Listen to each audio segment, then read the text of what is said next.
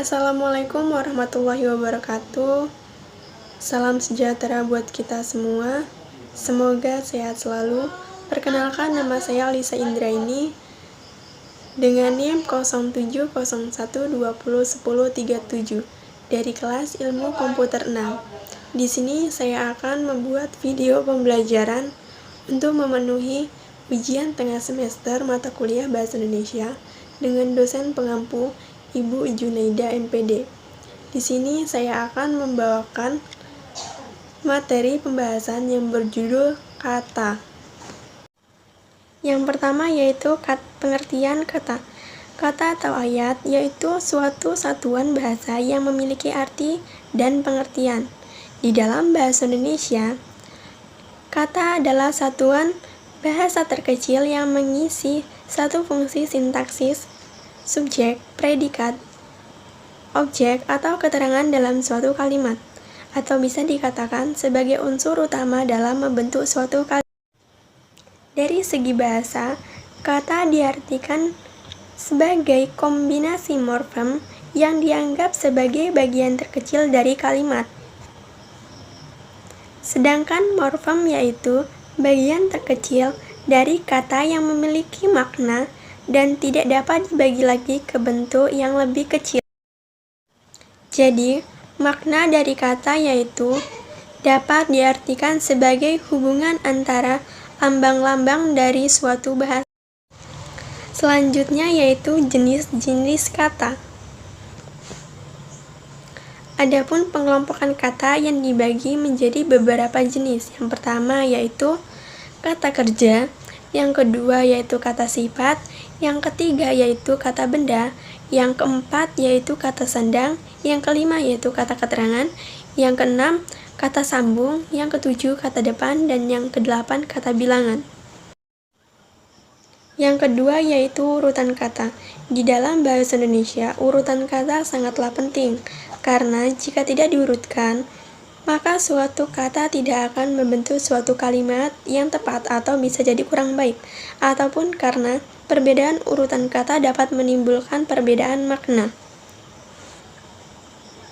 Di dalam ilmu linguistik, urutan kata adalah penempatan dalam deretan tertentu menurut norma suatu bahasa, baik dalam tingkat kalimat dan klausa maupun dalam tingkat frasa.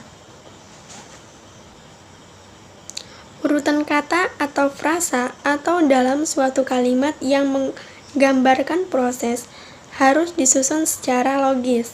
Sebagai contoh, kalimat pertama yaitu ibu menggendong adik, dan kalimat kedua yaitu adik menggendong ibu. Pada contoh ini, urutannya berubah, sedangkan bentuk verb predikatnya tetap aktif. Apa yang terjadi jika berubah? Urutannya dapat mengakibatkan perubahan fungsi dan makna. Pada kalimat pertama, kata ibu berfungsi sebagai subjek, sedangkan kalimat kedua berfungsi sebagai objek. Di sini kata adik pada kalimat pertama berfungsi sebagai objek dan pada kalimat kedua berfungsi sebagai subjek. Selanjutnya yang ketiga yaitu bentuk kata. Dalam bahasa Indonesia, secara umum bentuk kata terdiri atas dua macam. Yang pertama yaitu kata dasar dan yang kedua yaitu kata turunan. Kata dasar yaitu suatu kata yang utuh yang belum mengalami pengimbuhan atau afiksasi apapun, serta belum mengalami pemendekan atau kontraksi. Sedangkan kata berimbuhan yaitu kata berimbuhan adalah kata dasar yang mendapat imbuhan yang berupa awalan, akhiran, sisipan, dan awalan akhiran. Selanjutnya yaitu macam-macam imbuhan. Di sini ada beberapa macam imbuhan. Yang pertama yaitu sufiks, yang kedua konfiks, dan yang ketiga yaitu prefiks. Yang pertama yaitu sufiks. Sufiks yaitu kata imbuhan yang berada di belakang kata dasar. Sufiks imbuhannya yaitu at, si, or, dan in. Contoh katanya yaitu makanan, asinan, tulisan, bacaan, dan lain sebagainya. Yang kedua yaitu prefiks. Prefiks yaitu kata imbuhan yang berada di awalan. Prefiks imbuhannya yaitu ke, pe, dan se. Contoh katanya yaitu perdagangan, ketua, setahun, sebulan, sehari, dan lain sebagainya. Dan yang ketiga yaitu konfiks. Konfiks yaitu imbuhan yang terdapat pada awalan dan akhiran dari kata dasar. Konfiks imbuhannya yaitu kean, pean, dan peran.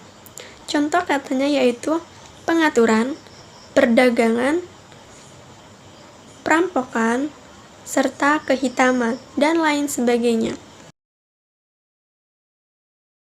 Selanjutnya, di dalam bahasa Melayu terdapat 4 jenis bentuk kata. Bentuk kata yang pertama yaitu kata tunggal, kata majemuk, kata ganda, dan kata terbitan. Yang pertama yaitu bentuk kata tunggal. Bentuk kata tunggal yaitu bentuk kata yang terdiri dari kata dasar.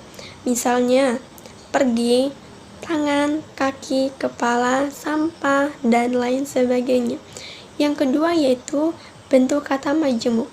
Bentuk kata majemuk yaitu dua kata dasar yang dirangkai dan membawa makna tertentu. Sebagai contoh, kamar mandi, tanggung jawab, panjang tangan, dan lain sebagainya.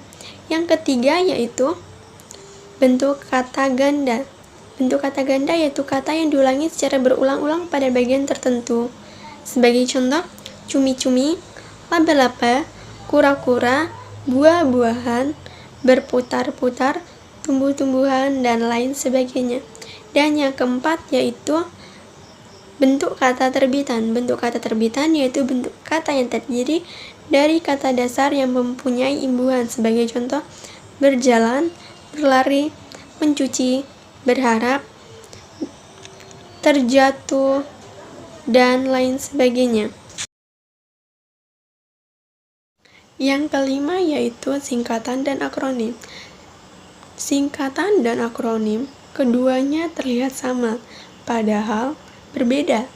Banyak orang yang keliru dan sulit untuk membedakannya, padahal sebenarnya perbedaan ini cukup mudah untuk dikenali, tetapi memang perlu untuk pemahaman dan perlu pengetahuan. Jika masih bingung, coba simak ulasan di bawah ini. Singkatan yaitu hasil dari pemendekan yang berupa huruf atau gabungan huruf yang diambil dari huruf pertama tiap kata. Sebagai contoh, NKRI, MA, DPRD, ASEAN, WHO, MPR, dan lain sebagainya. Sedangkan akronim yaitu proses kependekan yang berupa gabungan huruf, suku kata, atau bagian lain yang dilafalkan sebagai sebuah kata yang memenuhi kaidah fonotatif Indonesia. Akronim juga memiliki fungsi sebagai penyingkat nama yang sering dipakai dalam bahasa sehari-hari. Sebagai contoh, pemilu, puskesmas, tilang, bansos, dan lain sebagainya.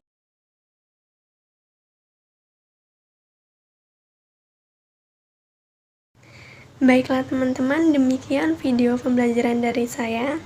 Semoga hasil yang didapat dari video tadi dapat bermanfaat dan tidak keliru dalam menafsirkannya. Jika ada kesalahan dalam penyampaian saya mohon maaf. Terima kasih. Wassalamualaikum warahmatullahi wabarakatuh.